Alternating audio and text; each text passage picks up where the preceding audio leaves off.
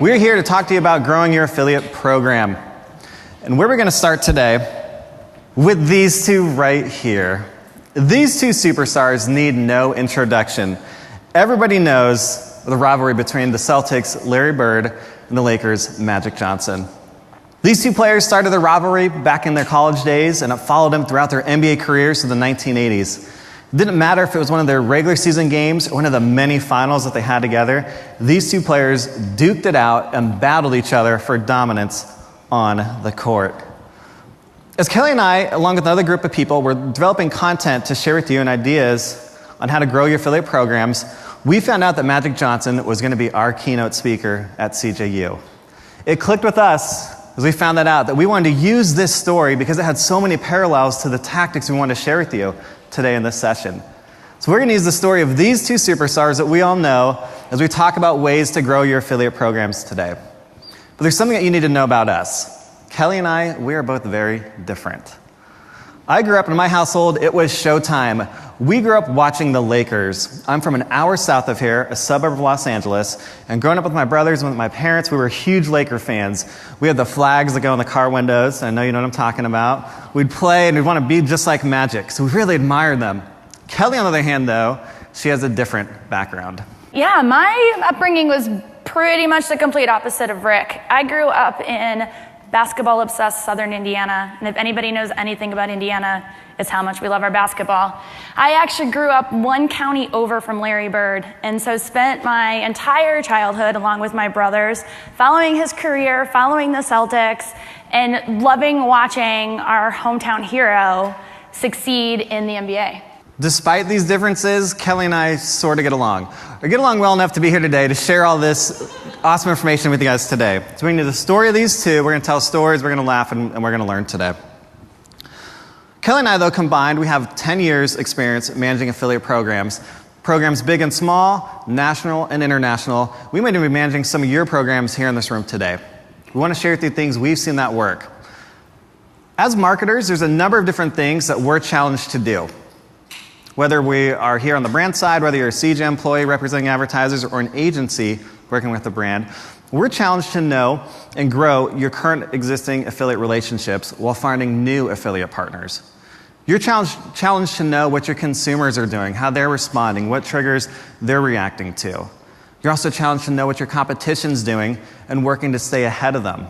Finally, you're also challenged to be innovative and to bring out new experiences through your affiliate program to your users to grow your business. So for the next 20 to 25 minutes, we want all of us in the room to step out of our comfort zone as advertisers and think like a publisher, think like a consumer, think like a competitor, and think like an innovator. These four perspectives that we're going to break down will lend insight into your growing and enduring and successful affiliate program. They'll help you address questions you have and challenges you face in growing your program.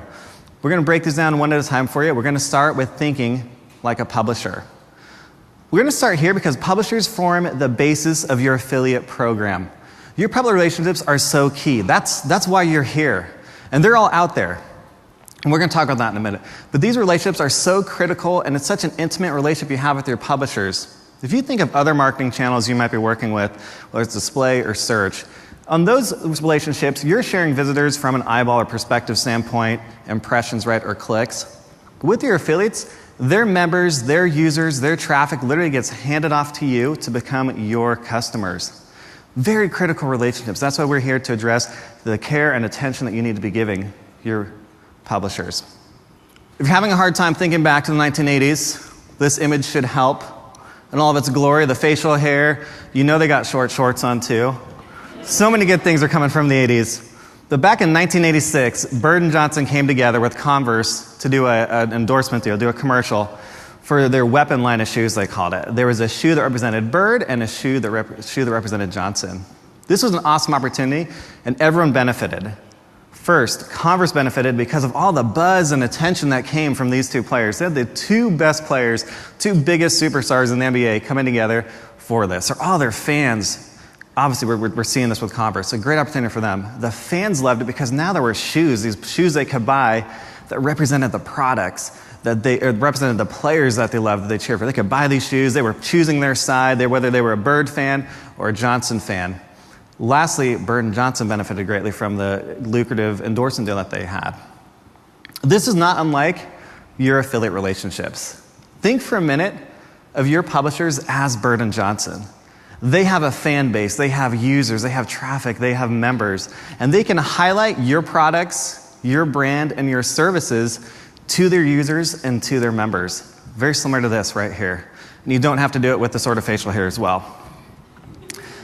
But these sort of relationships don't happen on their own. They don't just happen by chance. It takes the collaboration of the brand, in this case Converse, or you guys. It takes the collaboration of the athletes to come together and then having a product or service that's going to click and resonate with users.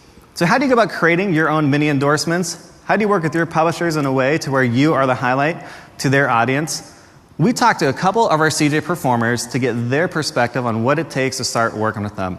Let's hear from two of them. If I could say one thing to advertisers that want to work with us, is to talk to your publishers, communicate, keep an open mind, and be as transparent as possible. Share your goals with your publisher. We need to know what the goal is. Once we have that, we can develop a campaign to be successful. Look at us as your partner. We're an extension of your business, and we're in this together. We all want to be successful. We really like it when our advertisers communicate with us on a frequent basis, keeping us on top of mind and having those honest conversations on what's working, what's not working, sharing seasonality, trends, what's performing, really empowers us to support our advertisers' business goals and needs. The best advice that I can give an advertiser is have a relationship with your publisher. Get to know them, understand the goals, understand what you're both trying to achieve. Once you have that down and a solid relationship is developed, nurture it.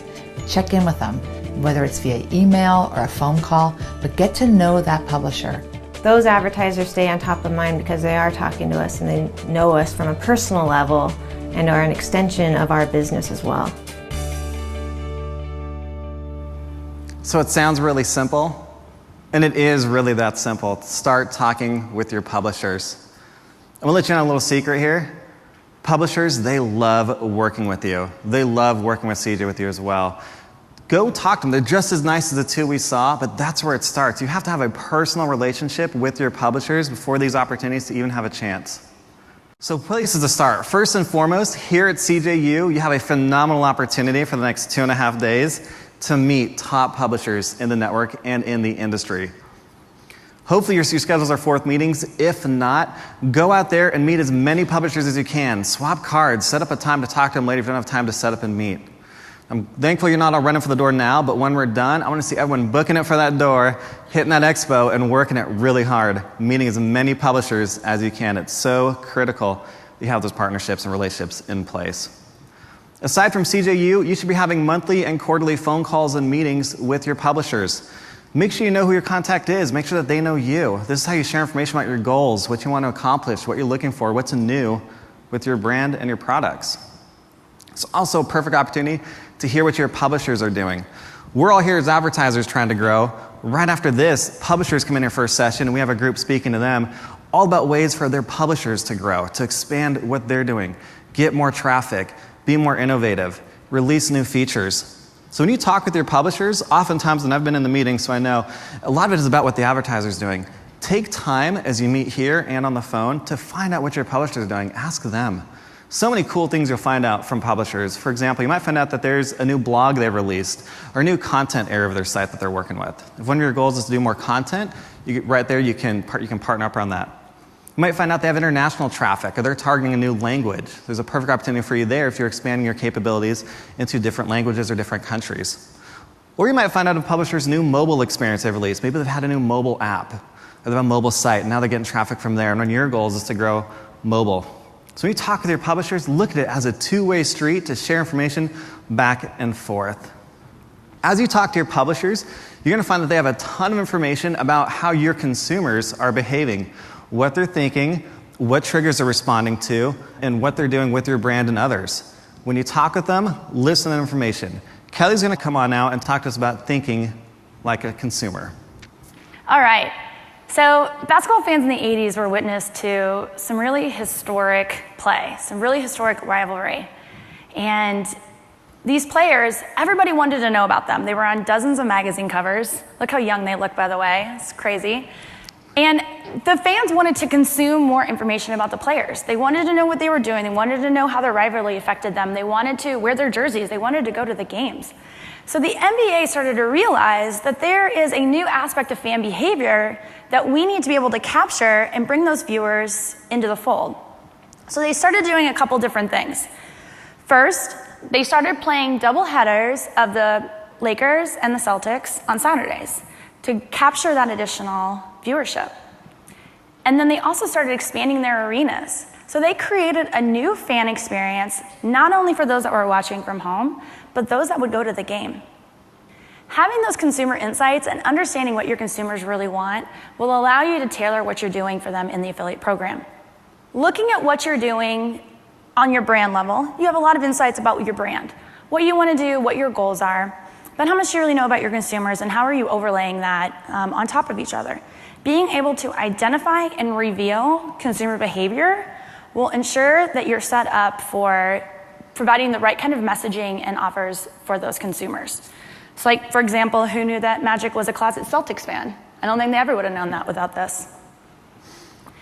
So what we're going to talk about now is aligning your brand insights and your consumer insights to ensure that your success. So we have a video we're going to watch from Don Schomburg, who is a 15-year affiliate veteran. He manages such accounts as Harbor Freight and PacSun. He's going to give us a great example of this. I'm always looking for new ways to drive my clients' businesses. A recent Forrester survey indicated that 8 out of 10 shoppers still buy in-store. We've also seen big spikes in our mobile traffic. If you think about it, you're sitting in an airport, you're on the subway, or even in a store, look around and notice how many people have their smartphones and their tablets with them. This is a perfect medium to distribute both online and offline coupons. Over 2 years ago, we started to use the CJ site-to-store solution. This is a great way to provide online or offline specific coupons to our affiliates. They're tracked by a unique code, there's specific reporting available, and it allows us to reward our affiliates. In addition, we've found publishers in the CJ network that have more mobile traffic or are mobile specific, such as a mobile coupon app. We're now able to distribute either online or offline coupons to this mobile traffic, or an omni-channel offer, and that gives the customers and shoppers a choice of where to redeem. Our goal is to bring our shoppers into our stores. We see great success using the site-to-store solution. So Don has a great example there of where they were able to understand what their consumer wanted, tailor the tactics to reach those consumers, and find the right publisher partnerships to reach those goals. So once you have you're tailoring those tactics, then you can start looking at what kind of channels and promotions you want to start using for those consumers. So looking first at channels. Don gave a great example about site-to-store. They knew that their consumers wanted to make that final purchase at their local store. It was a comfort level for them. They wanted to be able to go in and touch and feel and see what they wanted to buy. If you have products that are a little more consultative in nature, your consumers want an expert opinion. They want to be able to talk to somebody about their purchase before they make the final conversion. Giving a pay-per-call distribution option will allow publishers to direct that traffic to your call centers, and you can control that interaction within your own expert base. He also showed some really great examples of mobile. That ties in a little bit with site-to-store. But if your consumers are on the go and they want to be able to engage with your brand wherever they are, ensuring you have a strong mobile experience and mobile distribution will keep those consumers coming back. Internet Retailer had a great stat showing that 40% of consumers, if they have a bad mobile experience with you, they will go to your competitors. So capturing that traffic and bringing them in with a great mobile experience will help meet their expectations of your site. Promotions. So when I say promotions, I don't necessarily mean you need to offer more coupons and you need to offer more site-wide offers. When I'm talking about promotions, I'm talking about the kind of message that you're providing to your consumers. So when you start looking at how you can provide that messaging and how you can tailor that messaging to what your consumers want and what's going to encourage them to make that conversion.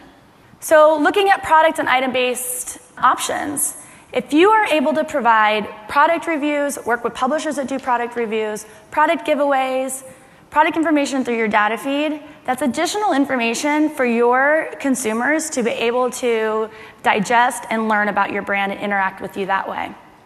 Looking at incentive, talking about cashback, rewards, loyalty customers, they are, for lack of a better term, loyal. They're going to return to those sites because of the additional value that it provides for them in their cashback. So finding that balance between margin with the consumers and for the value of the consumers and your own margin is key. Along with being able to layer on top of that cashback increases and extra incentives to align with overall company goals.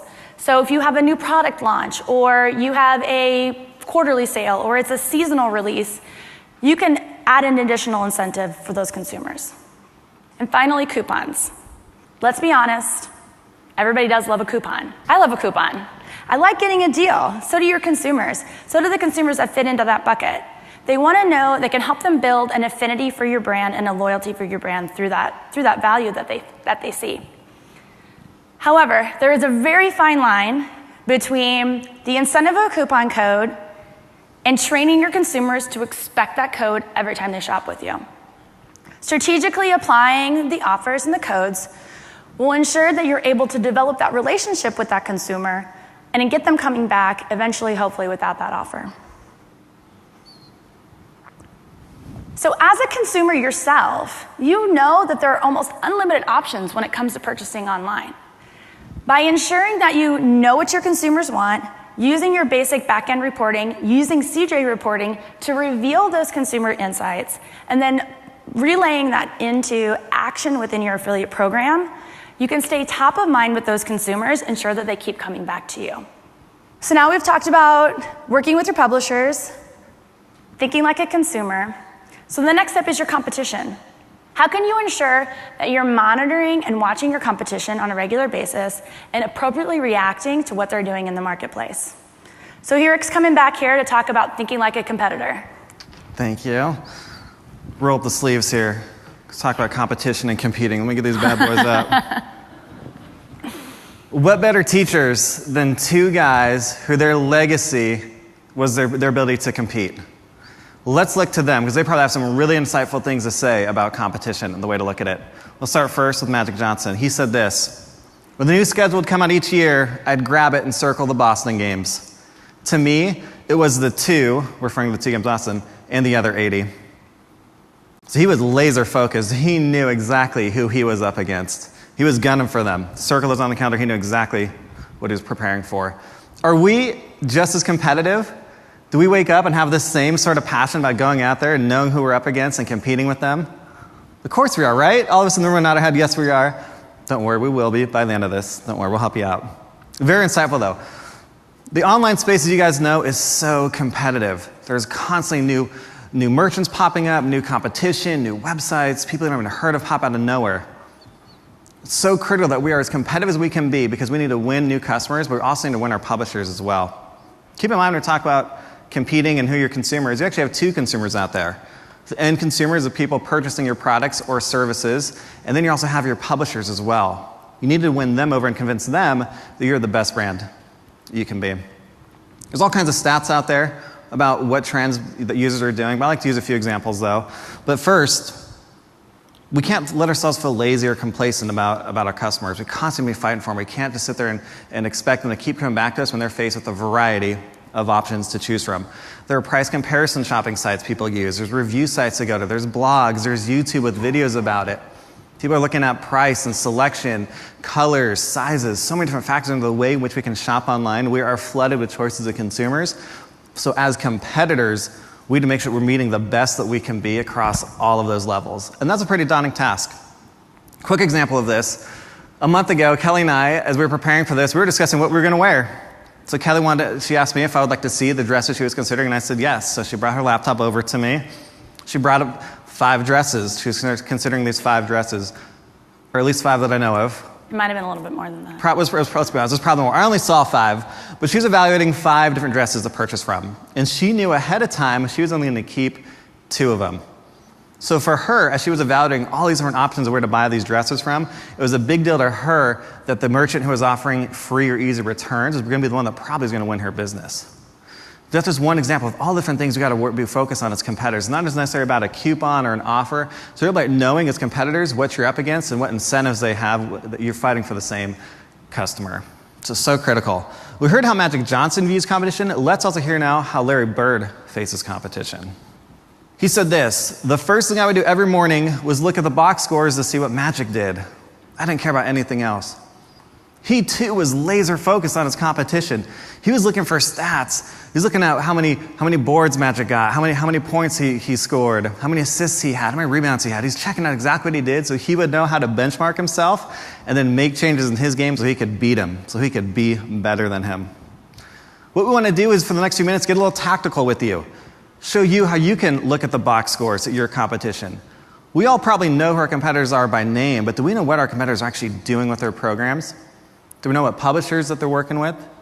Do we know what experiences they're offering to their consumers?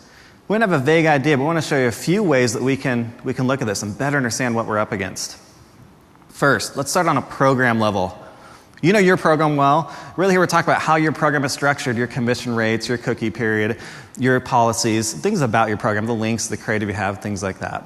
There's a few places you can go to see what your competition's doing.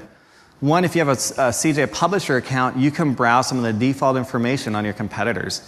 You should know about what they're offering in terms of their base default commission rate. You should also know what kind of policies they have. Are they open to search rights? Are they not? There's certain promotional methods they're open to, are they not, etc. Check out your competition. Also, and as advertisers, many of you in the room this might apply to, a lot of advertisers will put their own affiliate page on their website, down on their footer somewhere. And that's a recruitment tool that they use to attract new publishers to them. This page is usually a page where an advertiser is boasting about themselves, talking about their conversion rate and their commissions and the incentives that they offer. So again, some of you might have that in your room, but have you ever thought to go look at your competitors, go browse their websites and see if they have an affiliate information page? You can see how their program's structured. What this information is going to give you is going to let you know how you stand in the network compared to others. And ideally, then you can make changes if there's places you're lacking or areas you're not as competitive, to be as competitive as you can be. Second, your partners. What partners are your competitors working with and which ones are you working with? Google is going to be your friend here. One of the best things about online marketing and the internet is that it's open to you. You can do so much just sitting down there at your computer on the keyboard. So go ahead and use Google, do some searches for your competitors' names and some modifier terms. Terms like reviews or tutorials or how-to or videos or coupons or discount. You get the point. Get a sense for who comes up in those search results. Most of the time, publishers are monetizing for those kind of keywords and that kind of traffic. So this will tell you exactly what publishers your competition is working with. Use that as a recruitment tool, a recruitment list. If you start searching your competitors and you see that there's folks popping up there for content-typed keywords and you struggle to find publishers that do content, add them to your list, reach out to them, say, hey, I saw you doing a review for brand X. We'd love to do something similar with us as well. Like, what does it take to do? We'll send you a product, we'll set something up. So that's an awesome way for you to see what partners that they're working with and ways in which you can align with their publishers and quite honestly kind of steal some of their publishers if you're not currently working with them. So remember, Google is your friend. A lot of things you might want to sync with on there, you'll find, again, reviews. If content's a big focus for you, look for those kinds of keywords. Third, what are your competitors offering to consumers? So we initially always think of offers and promotions, and yes, that's one part of it. Also, what about a user experience standpoint? How many of us here have gone to our competitors and run through their checkout process to see what it's like? Do we know what flow our competitors offer compared to what we offer? To know what it's like from a user experience standpoint? Check it out and see, build that out. For me, one of my personal pet peeves is when I'm shopping, if I can't check out as a guest. I don't always want to create a new sign-in with the company, so for me, I will bounce, and that's just a personal thing for me, but walk through your competitors, see what they're offering their consumers, and then there might be changes you can make from it. Going back to the offer standpoint, though, looking at promotions, do a search and see what your competitors are offering to their consumers. You can't see the performance of their promotions, but you can use that to help fuel your creativity, get new ideas from what they're doing. Maybe your promos have fallen flat, maybe you've plateaued, or maybe you're in a rut. See where your competition's running, get some ideas from it. Again, you can't see the performance, so beware if you're going to copy them, but just let it give you ideas there. Maybe one of your goals is to acquire new customers. I feel like it's a safe goal we can all assume everyone has, but you're not running a new customer offer. Look at your competitors. You might see they're offering a 5% coupon for new folks that sign up for their newsletter, for example. That'll give you an idea of what to do. As you go through this exercise, I understand, and we want to acknowledge it, that we might not be able to change everything. You have a certain limited sphere of influence at your company. You might not be able to go back and overhaul your shipping policy, for example, internally. You might not be able to go ahead and control your marketing calendar, what kind of promotions you offer. The big take I want you to have is how to find this information, how to put together yourself your own box scores and see what your competition is doing, and then use your sphere of influence you have to make changes on the areas that you can. You might find that you can't do all of it, and that's fine, we acknowledge that, but get the information so you know what you're up against, because then you know what sort of battles you can fight, what you want to push on, where there's areas and opportunities to grow. You at least know where those are at.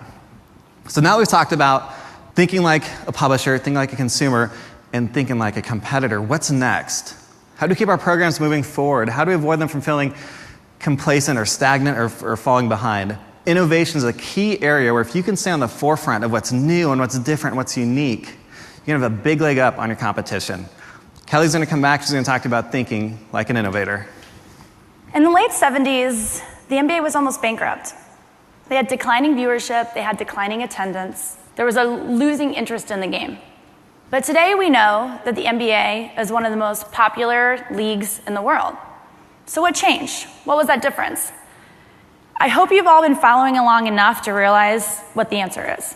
Larry Bird and Magic Johnson. They came into the league with a new, innovative style of play that completely changed the way that fans viewed the game. They were ahead of their time, and everyone was following them. It's very easy to become complacent in your affiliate program, like the NBA was. If you're a mature program, maybe you've been running the same offers year over year, you're working with the same publishers, you're pushing out the same offers. If you're new to affiliate, maybe you just don't know what you need to do to get out of that rut because you've put some processes in place when you launched just to get started. But being innovative and being able to take a step back from that and see what you need to do to move your program forward will ensure that you're keeping a fresh eye on your program and avoiding that stagnation that sometimes we see with affiliate programs. I had an advertiser recently who, they came to CJ, they'd been on our network for about a year, and they were just doing okay. They were fine, they were generating some pretty solid revenue, but there really wasn't anything interesting going on with their program. So we took a step back with their account team and took a look at what we were doing with them and where our options were to innovate and do something different. So we realized that no one else in their industry was offering coupon codes. So we said, all right, let's take a look at this. How can we apply this strategically to reach our goals? So we started applying coupon codes, reaching out to our publishers, using that as a hook to help develop that relationship, and started gathering that feedback and information on what the results were and how consumers were responding. So because of this, we found a couple different things. We found that the coupon codes didn't always work.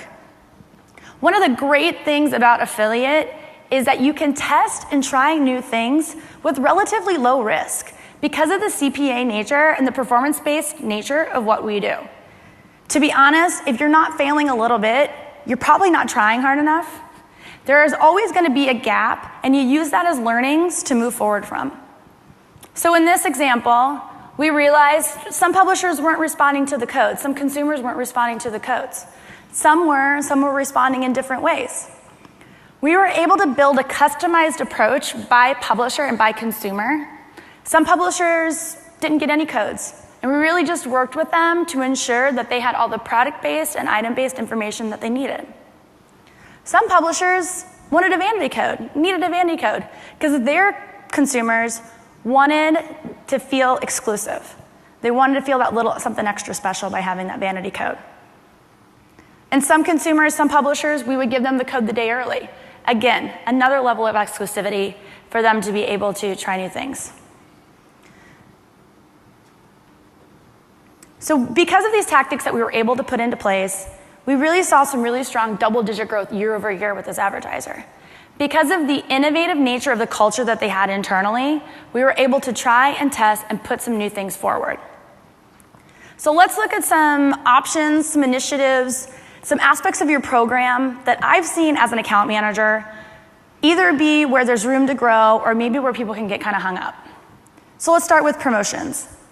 Again, not always necessarily talking about an offer, but what kind of messaging we can provide.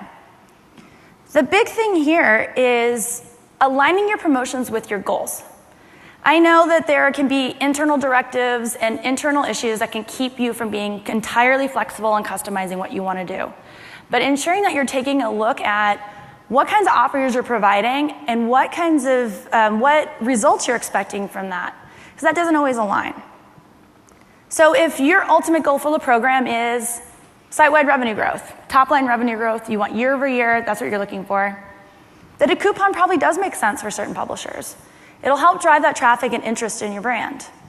If your goal is new customer acquisition, then look at free shipping offers or any one of the number of new customer acquisition initiatives that some of the publishers in the network are running. So the goals need to align with the messaging and the promotions that you're offering. So looking at mobile. Mobile is huge. According to a stat by eMarketer, half of all adult internet users will buy something with a coupon or buy something on their mobile device this year. So there's a huge opportunity there. How can we capture it? How can you move forward with that mobile strategy? Because one of the #1 issues that I see is that there isn't a mobile strategy. It's a pared down version of what you're doing on your desktop site or doing with some of your other channels. So making some aspects of your program very mobile specific to ensure that that channel is being targeted. So for example, think about what kind of actions you have available through affiliate. Think again about your checkout process. Is it easy to complete and is it easy to do on a mobile device? If not, and you don't have the option to change it, what other kinds of actions do you have available that can be easy to convert on a mobile device that will allow that user to have that initial engagement with your brand? Is it a newsletter sign up, email sign up, credit card sign up? Something that simple to make that available. The other suggestion I would have here is looking at a mobile-only promotion. And when I say mobile-only, it doesn't necessarily mean that you have to have the resources on your back end to limit that to specific mobile traffic. You can have an offer, call it mobile-only, distribute it to your mobile publishers, make it specific to your mobile channel, and test and see what kind of lift you get from that. In the example with the advertiser I was talking about earlier, we tested a mobile-only coupon code, and we saw a double-digit growth in their mobile traffic week over week. So trying to test and see what those consumers are ultimately going to respond to. And finally, content. Everybody wants to talk about content. Everybody wants to work with a blog. This is the new big buzzword in affiliate. But it's also a source of some frustration for a lot of people. Because content, the approach to content is much different than the approach that you take to your coupon, loyalty, traditional affiliate websites. Content requires a relationship. It's a one-on-one outreach to those publishers to understand their users and their site. So the scale is a little bit more difficult to achieve, but it's possible. I got some really great advice from my content team because I was feeling some of the same frustrations. And there's a content session this week also if you guys want to learn a little bit more about than the next 2 minutes I'm going to tell you. Their suggestion to me was to find your target list of publishers, blogs that you wanted to work with, and break that down into groups of 5. 5 more emails a week to each of those publishers to establish those one-on-one relationships. And that's how your scale is going to start. 5 one week, 5 the next, 5 the next. And then you start to grow from there. So being innovative is more than just a one-time pass at your program. Looking at some initiatives like this, hopefully you're getting some other ideas of some things that you're doing in your program, changes that you can make or things that you can look at. It's an iterative process that requires constant change and review. In the 80s, Larry Bird and Magic Johnson were considered the leaders of the league. They were the ones that everybody looked to for what was coming next and what was going to be the next big thing. Then along came this guy. Michael Jordan completely changed the game again. He brought an even more innovative style of play, even a broader appeal to the fans. So long story short, watch out for your next Michael Jordan. So it was a lot of information. We just talked about a lot of things. Hopefully you're not in a post-lunch slump and you are getting some value through what we're talking about this afternoon. But I'm going to give you a couple key takeaways, things that you can start looking at today and changes you can start making to your program. First of all, your publishers. Like Rick said earlier, there are literally hundreds of publishers here for you to meet with. Some of them might have some crazy schedules. Catch them at the bar, introduce yourself.